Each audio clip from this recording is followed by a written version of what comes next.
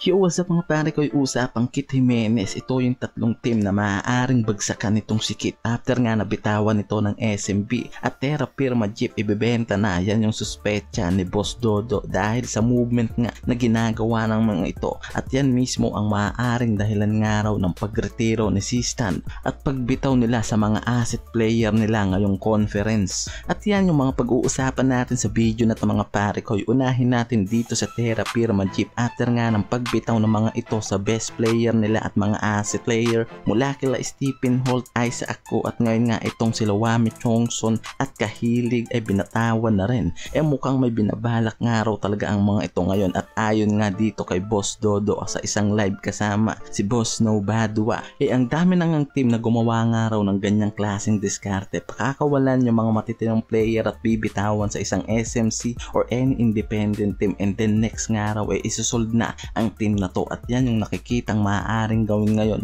nitong Terra Firma. Matapos nga na i-dispose yung mga asset players at ang maaaring sunod nga raw dyan ibenta na itong Terra Firma Jeep. At nabanggit naman dyan itong si Boss No, itong dating head coach na si John Cardel na maaaring isa rin sa dahilan ng pagkakagulo nga raw ngayon ng Terra Firma at yan din yung maaaring dahilan naman ng biglaang pagretiro nitong si Sistan at di na nga paglalaro sa team na to ng Terra Firma dahil nga sa nabubuo na rin controversial sa team na to. And yan din ang maaaring dahilan nila Terence Romeo at Vic Manuel kung bakit wala na rin talagang balak ang mga ito na magtagal dito sa Terra Firma.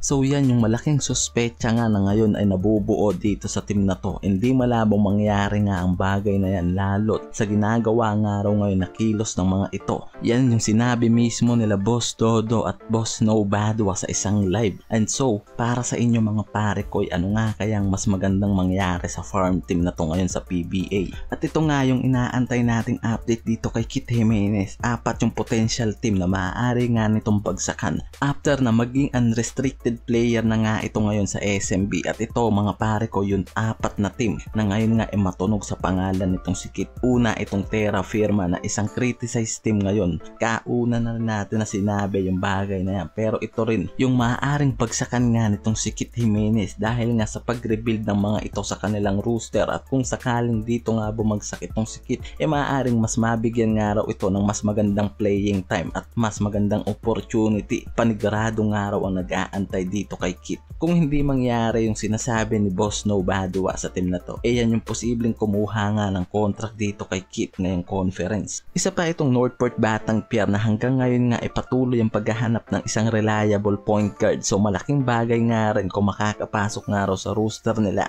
itong si Kit and maaaring mabigyan pa nga raw ng mas magandang spark ang team ng Northport sa oras na makapaglaro itong point guard na si Kit Jimenez dito. Ganon din itong Phoenix Fuel Master kung kailangan nga raw ngayon ng team na to ng isang attraction pagdating sa mga loyal fanbase. Paniguradong kakailanganin nga raw talaga nila itong social media basketball star na si Kit Jimenez, lalo't isa rin sa kailangan ng mga ito isang scoring guard na nakikita nga raw nila ngayon dito kay Kit. And itong Ginebra, di naman natin sinasabing malabo mga pare ko, pero isa rin yan sa tinitignan na maaaring bagsakan itong si Kit.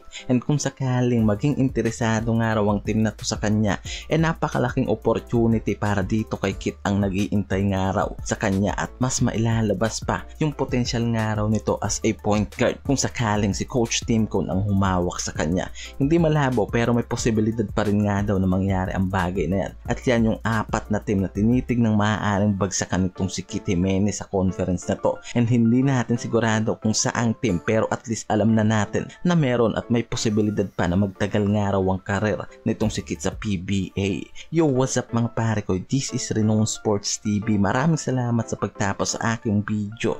And kung nag-enjoy ka, mag-subscribe ka na, then like the video at mag-comment down ka na. And don't forget to hit the notification bell para maging updated ka sa mga video ko pang ilalabas about sa PBA.